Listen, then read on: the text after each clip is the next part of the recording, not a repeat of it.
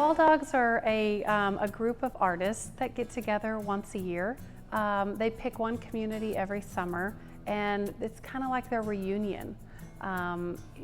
They are still hand painting every single type of mural, every billboard, everything is hand painted.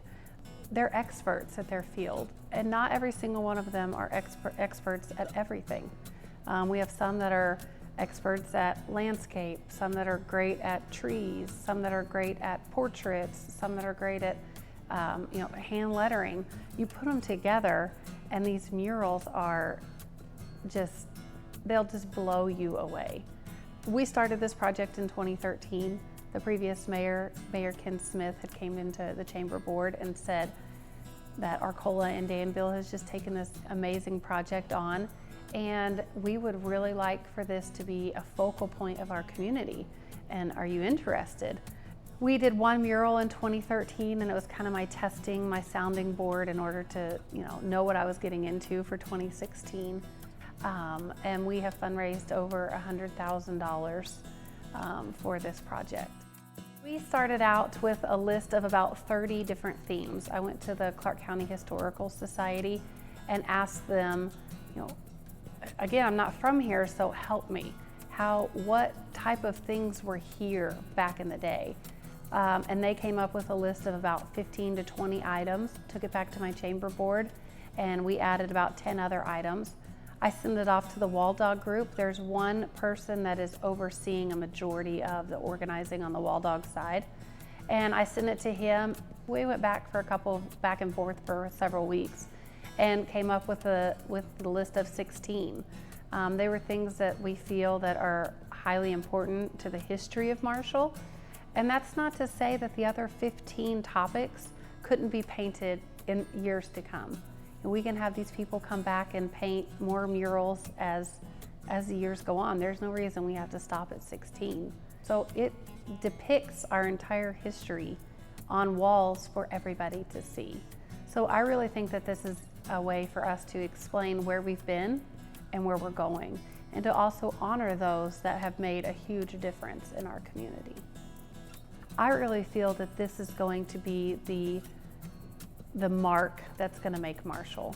We finally have something that says, hey, come see us, come look at us, come see what we have to offer, taste some of the restaurants and the food in our area, get a taste of Clark County. So I really feel like this is coming full circle for us, and we're going to be able to advertise something of Marshall to come and see. I just want our community to be proud. I want them to have pride in our community. We have a very clean, crisp community, and I just want people to feel as Marshall is a unit and proud of their community.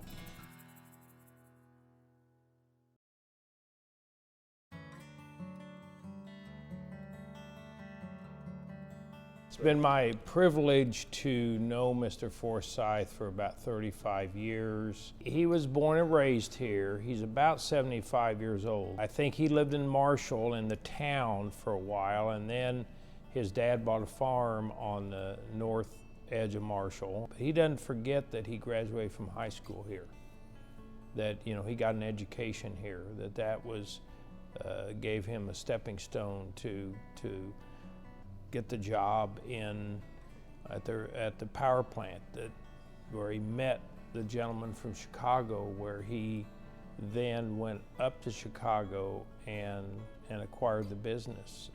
But I think he cares about Marshall because he cares about his roots, that this is where it started. And he doesn't forget that. He was a supporter for the renovation of Harlan Hall. He was really supportive of the city in its efforts to renovate this building, which I think is just an awesome asset for the city of Marshall. He paid for the renovation of the bandstand, the construction of what's called the Gerald R. Foresythe Performing Arts Center at the junior high school. There's a new gym with a stage and sound system. He's a big supporter of the 4-H. And the ag program, because he grew up on a farm. He donates a plot of ground, 10 acres, that the school has a use of. The kids in the ag department at Marshall High School get to farm this 10 acres and get to keep whatever money they make off of it. He has established the Gerald R. Foresythe Foundation, which he has contributed money every year to different organizations in the community. I know he's donated to the Arts Center that we have here. He's donated to the library.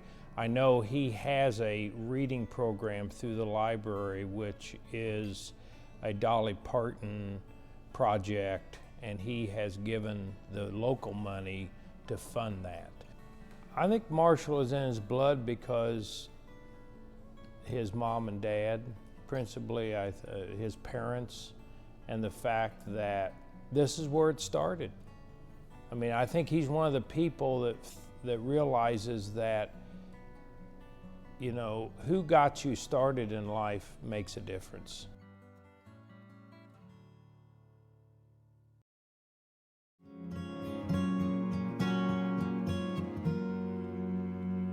In 1987, I started working with the Marshall Autumn Fest and was with it for 18 years. Charlotte DeShield, my cohort, was a 17-year veteran, and we just had so much fun with it and a joy, and it was a lot of work, but it was worth every minute of it. Charlotte DeShield is our chairman. Pat Rhodes is in charge of the vendors and placing them around the square, the perimeter, and she also does arts, food, and craft booths. Then I always did the entertainment. I did 3 days of entertainment, which was love of my life. The spatial entertainment was provided to us by Jerry and Jean Foresythe. On Friday evening, we would start with the VFW soldiers, and we'd have them come over on the lawn and we'd raise the flag. And what a nice beginning. And so Pat Rhodes then would come on stage with her little prince and princess contestants. And then at 6 o'clock, we would take off for festival activity. Marie McGlone is a young girl that started with us when she was 9 years old. And Marie and her father Jim accompanied her on the guitar. Marie was the fiddle player. The Troubling Company, they were 3 young boys from Martinsville, Illinois, and they were fun. Wright Brothers Band was from the Indianapolis area. Don Duncan was in charge of the Diamonds, and their music was like 50s, 60s, 70s, and smooth as silk. I mean, it was such a beautiful sound. Classic Rock All-Stars was supposed to come and perform in 2001. Well, I got a call that morning, and it was on a Saturday, and they said, we have to stand down. No flight. And I understood, and I said, I understand. So I called my promoter, and I said, I've just had a cancellation for the evening main performance. And do you have anyone available? And he said, do you like country? And I said, oh yes. And he said, how about Highway 101? And I said, absolutely. The Platters have been around for many, many moons, and they're such wonderful entertainers. And I said, I'd like to have you offer them a warm Marshall welcome, which I did at every performance. And the people, it was not a clap. I'd never heard anything like it. It was a roar. And I swear you could have heard it in Charleston, Paris, Terre Haute, you know, from the sky and down to the earth. I'd never heard such a noise. And April Schatz had the parade and did a beautiful job with a very large parade. And here comes the color guard from the American Legion. And then behind we would have like the mayor in a convertible. We'd have kings and queens of things that happened at the schools. And we'd have the little people, the little prince and princess. There would be old cars, new cars, old trucks, new trucks, you know. There would be floats. And oh, you couldn't have a parade in Marshall without the Marshall fire truck. We'd have the car show. And Johnny Saylor and Tammy were in charge of the car show. And here would come these old trucks and old cars that you hadn't seen for years and years, and they looked like brand new. And they had a big cycle show there. And Jim Gwynn was in charge of the cycle show. But we would always thank everyone for coming, how much we enjoyed them. And I had a slogan for Marshall. You may come as a stranger, but you will leave as a friend.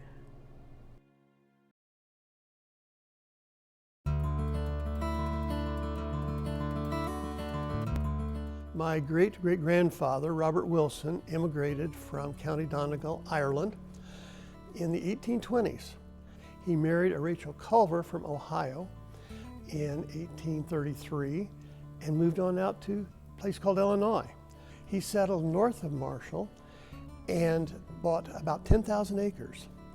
So he had active land as people were coming over, immigrants, others from Ireland. He helped them get settled. He developed a community called Castle Finn, and he named it after some relatives and where he had been from in Ireland. And he laid out a town. There were several houses built, and he set aside 10 acres of that new property or that new town for a church and a cemetery. They never really developed much in Castle Finn because about that same time, along the National Road farther south, a town called Marshall had been founded by William B. Archer in 1835. There was a Father Brady, and he actually started the congregation in Marshall and promptly built a small church. It's a brick church on the corner of what's now 10th and Locust Street. The following year, in 1848, William B. Archer, who was not a Catholic, but donated land at the west edge of town for a cemetery, which is our cemetery to this day. Well, the church continued to grow, and there was a Father Hoven signed to the parish.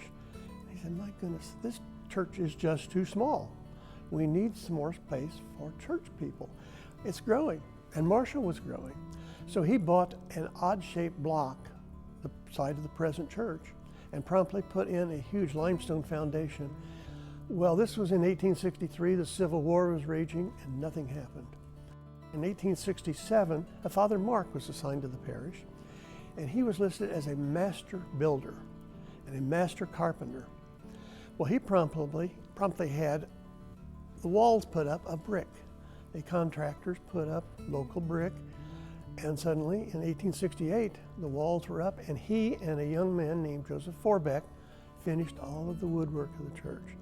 On the north side of the property, just north of the main walk, he built a large two-story frame rectory for the priest home, and then back of the church built a two-story frame school. But then we kind of move on to the 1890s. The priest assigned there was kind of progressive and got donations from the congregation to put in new stained glass windows. And it's the windows we have today. In 1939, there's a priest assigned from Ireland. His name was Father Donahue. He was later elevated to Monsignor. He was the longest serving parish priest to 1968. And he was just loved by not only parishioners, but by people in the community. In 1997, we had our sesquicentennial, 150 years of that building of the church and starting the congregation in 1847.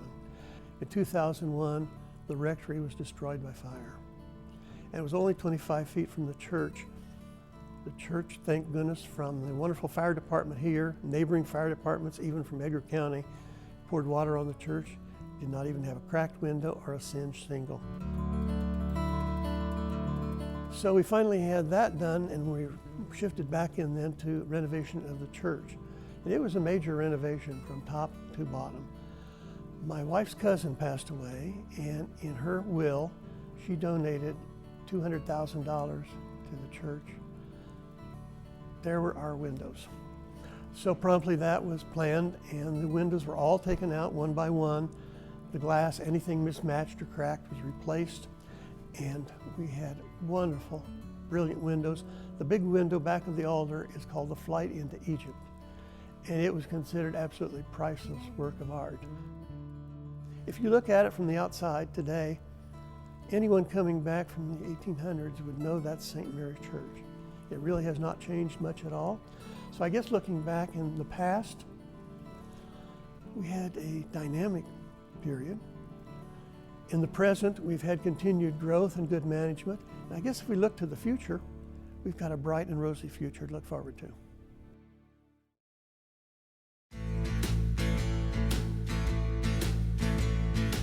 Clark County Park District is located 7 miles north of Marshall, Illinois. Started out as a conservancy district and then ended up being a park with recreational opportunities. We have 2,600 acres of land, a lake that's 811 acres. We offer boating and camping and hiking, mountain bike trails, ATV trails.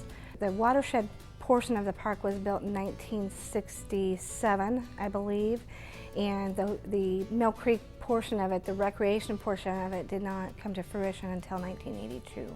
We have a lot of members of the community that come to enjoy our park. There was a study that was done by the Tourism Bureau several years ago that indicated that approximately 25% of all tourism dollars come from Mill Creek itself. So it definitely makes an impact on the community. We have several homeowners around the lake that are from out of town. They're from Chicago, they're from Champaign. They're making that drive to spend time on our lake, making memories with their family. We have a lot of fishing tournaments. There are people that come from east of Indianapolis, north from Chicago, all the way down to Louisville, and as far away as the St. Louis area. And these are the stories that I've heard. And they're coming back simply because they want to enjoy the fishery. Each year we have 3rd of July events. We always host them on the 3rd. We have a boat parade. We do fireworks that you can see both from land and from the lake. Last year we had approximately 3,500 people that joined us by land to see the fireworks, maybe 40 or 50 boats from the water that were able to enjoy those. I think that they love the park. I think that it's definitely an opportunity for them to get out and take their daily walk. It's definitely, it's really a little bit of slice of heaven, to be honest. It's kind of a hidden jewel. And I think there are a lot of people that really enjoy it and choose to drive past other parks to come to join us. Local community members certainly do utilize our services. They do a lot of boating, a lot of fishing, a lot of camping, a lot of hiking. Mill Creek is an important part of the Marshall community. It's an important part of Clark County. And I think that when you consider the amount of people that come through our park and who choose to participate and spend time at the Clark County Park District, certainly is making an impact on the Marshall and Clark County communities.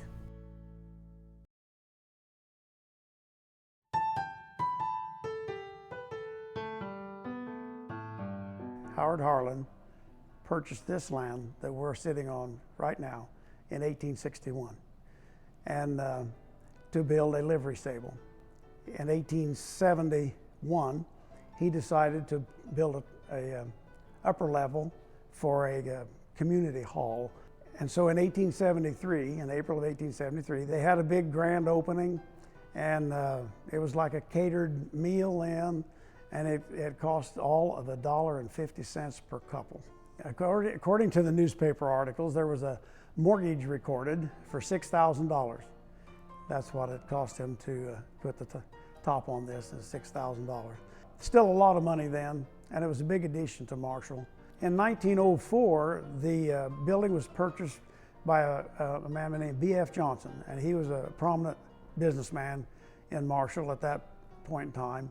And it continued to operate as an opera house. And in fact, in 1909, it's recorded that the upper story that we're sitting on right now was made into a skating rink. In 1920, there was a business called Hercules Paint Store. They actually made paint here and sold it retail. There was a business of prefabricated hog houses. Then there was another business that was called Sane Crystals. I'm not sure if it's a pill. I think it was in a powder form that you mixed with water, but it was actually, they determined it was actually basically a laxative. In 1954, the Loyal Order of the Moose Lodge bought this building. And it was used for most of the generations in Marshall right now. That's what they've known this building as, was the Moose Lodge. So the city of Marshall purchased the building in April of 2001. We got several individual donations from people to start out with. We got $25,000 from one family and $50,000 from another family. And the man, Jerry Foresythe, he said, well, I'll donate $100,000 towards it. So we got that. It was quite a chore to tear out walls, tear out this, tear out that, and prepare to put in the steel beams to support this floor. We had to have a construction engineer come in and recommend what we had to do. 90% or more of this work that was done was volunteerism. There was a total of recorded 25,000 hours of volunteer work went into this building. And just like this floor, it had about 5 coats of battleship gray. I'll tell you, it was, at the time that was okay, and it was okay for a roller rink, but it wasn't okay for a whole banquet hall. So the volunteers, they I don't know how many belt sanders they burnt up sanding this floor. And we got it done. It's used for birthday parties. It's used for weddings. It's used for receptions. It's used for class reunions. It's used for Boy Scouts, Girl Scout meetings. The City Council just about 3 weeks ago had a pretty hot topic they were discussing, and they knew they couldn't do it in their council chambers, and they had the council meeting over here. I had my aunt, when I was campaigning the second time I ran for mayor, she said, she said, I think you've done a good job. And she said, you just spent too much tax dollars on Harlan Hall. But I said, how much do you think we've spent out of tax dollars on Harlan Hall? I said, we haven't spent anything. The only thing we've used and tax related is we've had some city employees come up here and do some physical labor, tearing out stuff or doing stuff or putting in the tin ceiling downstairs. I said, that's when it was rainy and bad in the winter when they could have been laid off. So I said, it really has not taken taxpayers' money to do this building.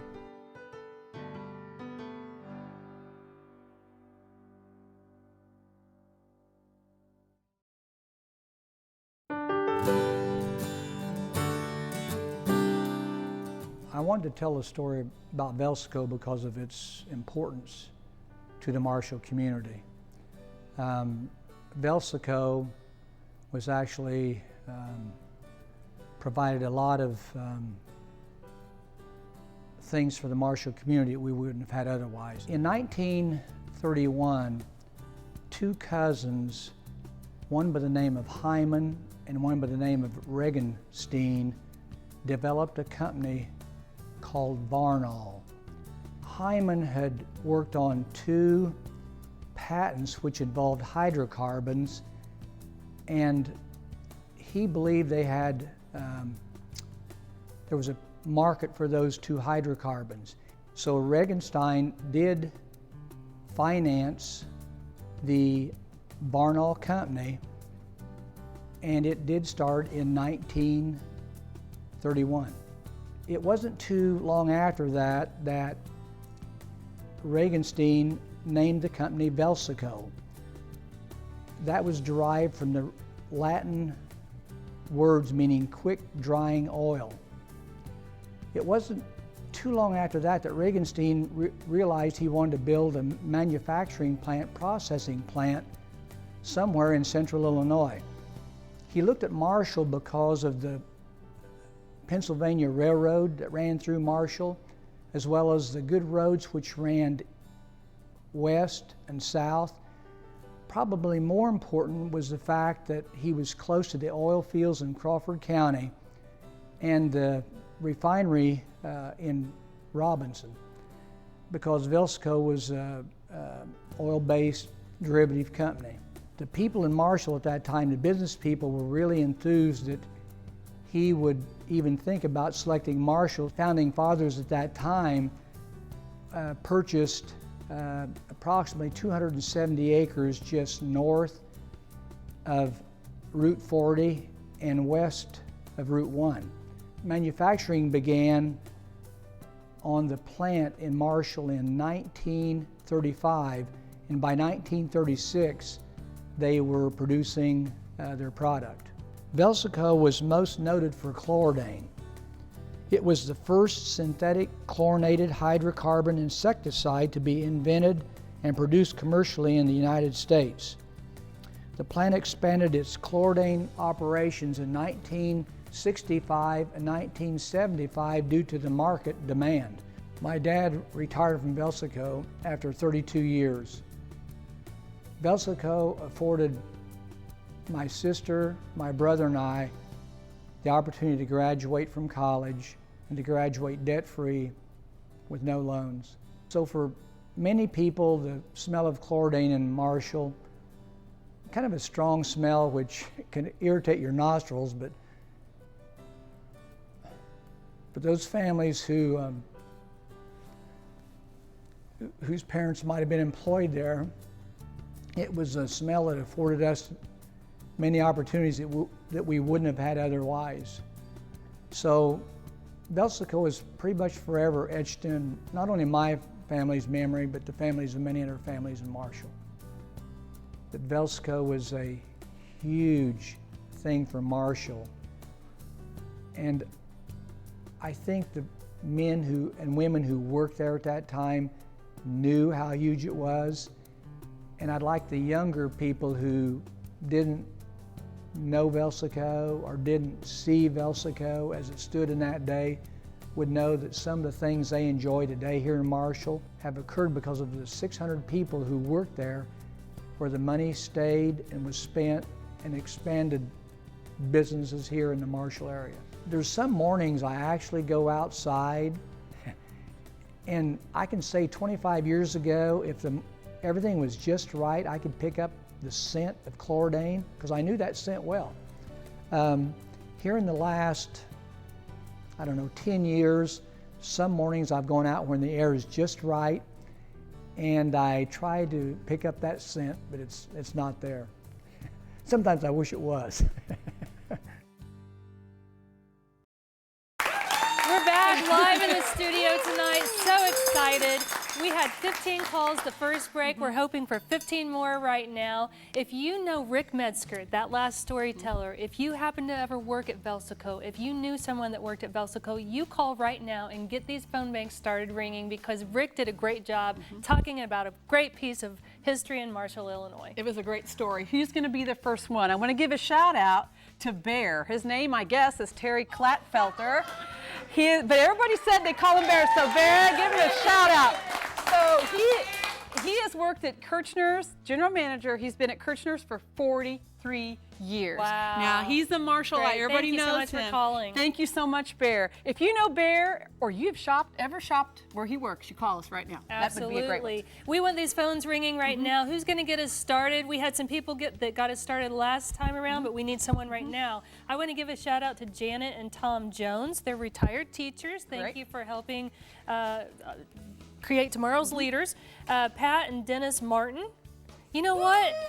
I think I know them. I'm friends with your daughter, Amy, so woohoo! Thank you for calling tonight. I've been friends with her for a long time. Okay, I get a good one. Thomas Newton, he's a newcomer to Marshall. He called and talked to Lola for a long time. They're friends now.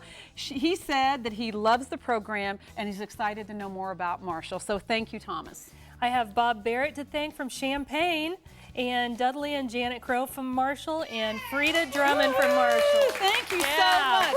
I have a couple more thank yous, but we're not going to say any more thank yous till somebody calls. Hey, Thank you there so you much. go.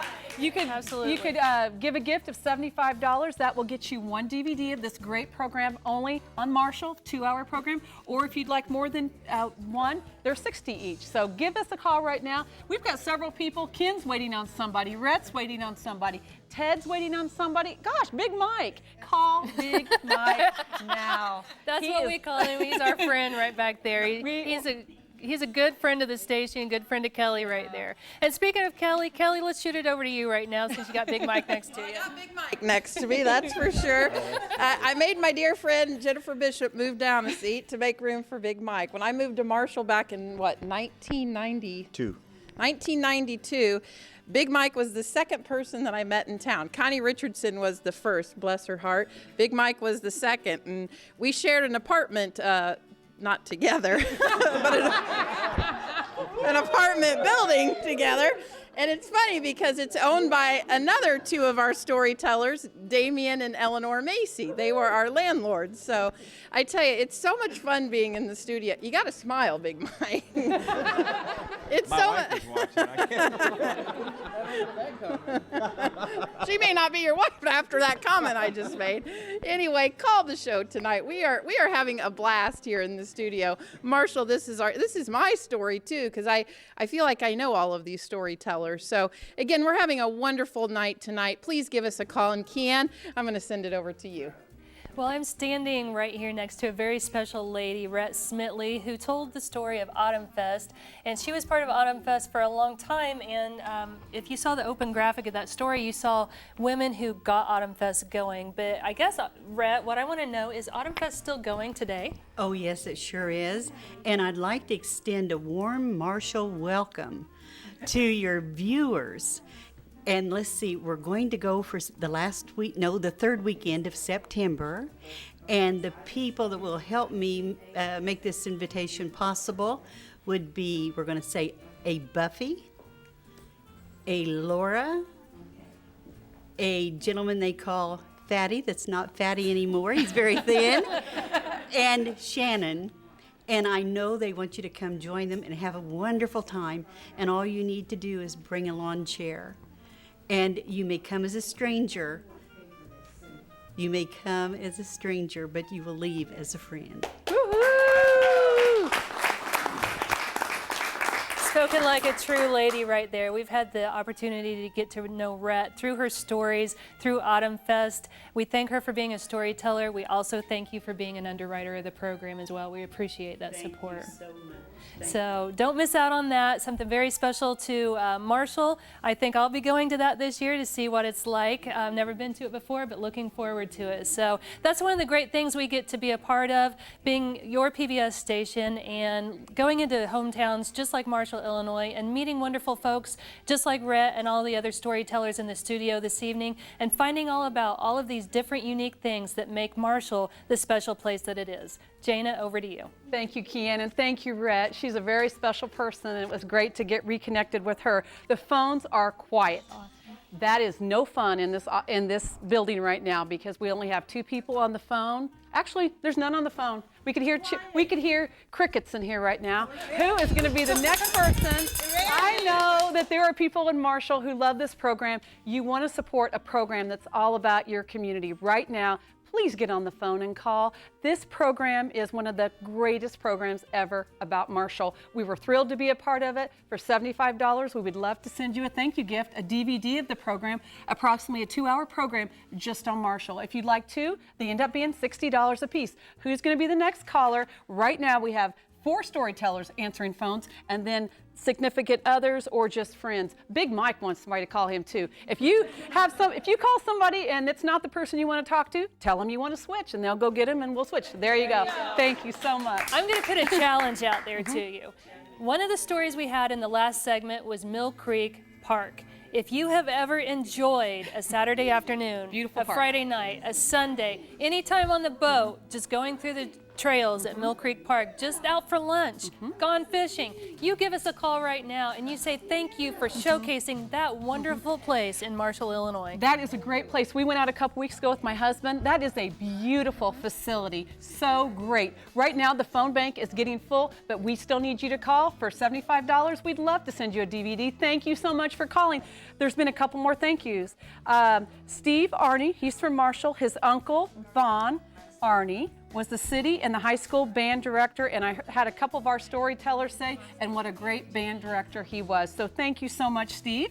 Lisa Snedeker, that would be Ted's daughter, and she graduated the class of 1983. She now lives in Madison, North Carolina, and she's watching. So hello. Yeah, that's Hello. awesome. That's the Glad you're great thing watching about online. streaming is you can watch it from anywhere, and that's exactly what people are doing So tonight. thank you so much. If you're one of those, call other people that live in other states. Get on social media, get on Facebook, and say, you know what? There is a great program on WEIU.net. It's streaming live right now. Give us a call. We're going to be here a while. We are, and Kelly's over there. I think we're going to give it right back over there to her. You are, and I'm hoping somebody will call Big Mike, because usually he's a chatty Cathy, but he's been pretty silent over here. So please give us a call and talk to Big Mike and tell him how much you support Marshall. This is our story. I want to thank some of my fellow parishioners. I attend St. Mary's Church, and you saw the wonderful piece told by Damian Macy. I'd like to thank Bev Geckler and Sarah Tarble and Teresa McGlone and Pat and Dennis Martin for calling. I'd like to challenge all my other fellow parishioners from St. Mary's to give us a call and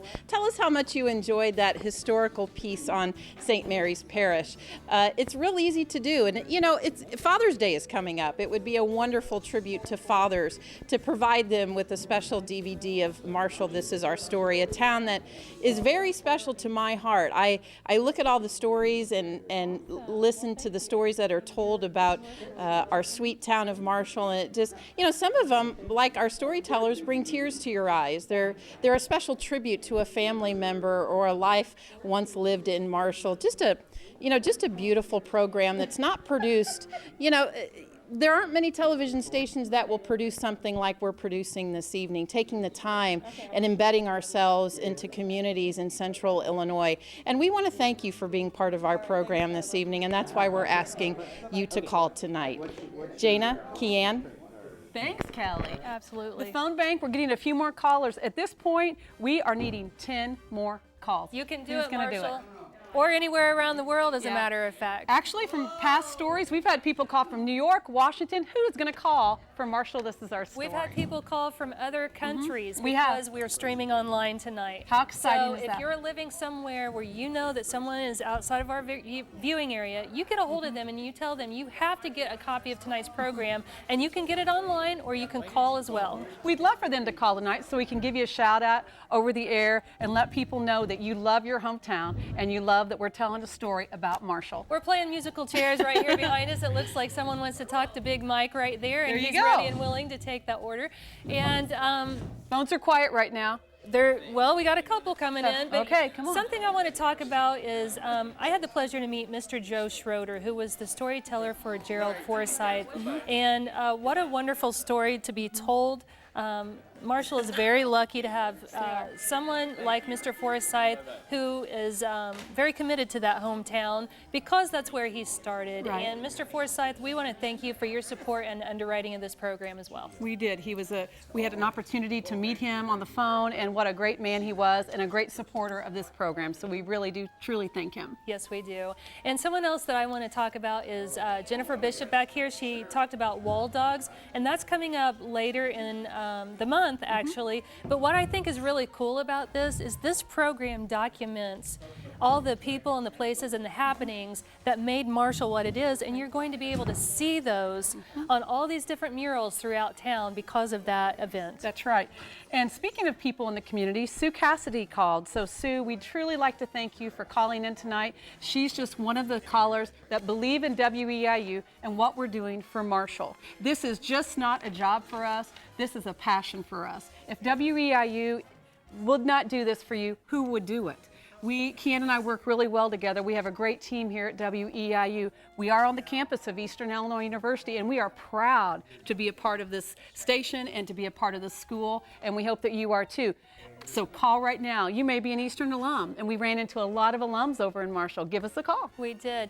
I had one of our storytellers, Eleanor Macy, over in the living room ask me, what was the best part for you about this program? And I said, meeting people like you.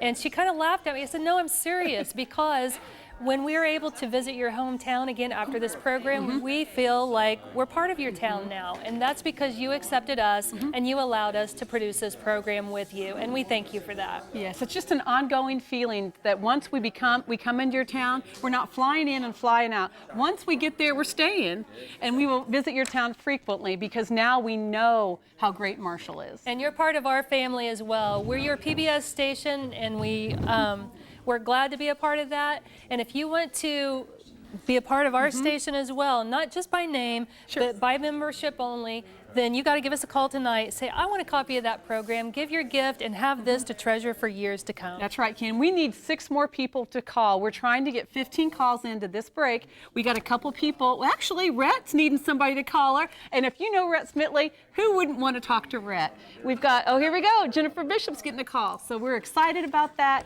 We are excited about Marshall, celebrating 38 storytellers tonight from the small town of Marshall. Small community with a big heart. Definitely. Absolutely. We have some more stories coming up in the next segment for you. Quality Lime, Marshall Library, who's celebrating a big anniversary. Marshall Main Street, which is something very unique that contributes a lot to Marshall. The Clark County Fair, which is awesome because I'm going this year, I got to tell you, after hearing that story, and I hope you will too. The Archer House and John Rademacher is something really cool. I'm not going to give that one away. So good. All of our storytellers all came with different topics and different personalities, and that's what makes this program so wonderful. Is that we have some extra thank yous. Okay, it makes it extra special because these people, these 38 people, decided that they wanted to be a part of Marshall's history and to record it, and we're happy to do that. Okay, I hope I get this right. I'm going to give a shout out to Judy Idle and Larry Woodard from Marshall. Everybody knows them. Thank you very much. And Carla Gino, thank you so much. She was a storyteller as well. She did a great job. She told the story of the... Yay! Woo! She told the story of the Daughters of the American Revolution. So and you know what? She's calling from Wildwood, Missouri. Thank you, Carla. She did such a great job, and she drove all the way to Marshall to tell the story. And talk about somebody bringing in a gigantic box of goodies. She is passionate about her story. She's very dedicated. And so we thank you, Carla, so much for coming to the premiere and coming to do the story and for viewing tonight. Ted Snedeker just yelled out, I've got 3 DVDs right here. So thank you, whoever that is. We're going to give you a shout out here. Jerry Tarble. Jerry Tarble. Thank you, Jerry. Thank you. So we've had several Tarbles call in tonight. Thank you for that. Yes. I wanted to also say earlier, Sarah Tarble called in. Yes. She was a great champion for the program as well. She got a lot of people on board. So Sarah, if you're still watching tonight, thank you so much for taking part. Of course she's still watching tonight. Who would not want to watch a program about your hometown, great town of Marshall, Illinois? So we're going to get back to the program. Don't miss out on giving us a call. We're still live in the studio all evening long. Go online, watch it, share this with your friends, get on social media, but give us a call. Don't go anywhere. We're back to Marshall. This is our story.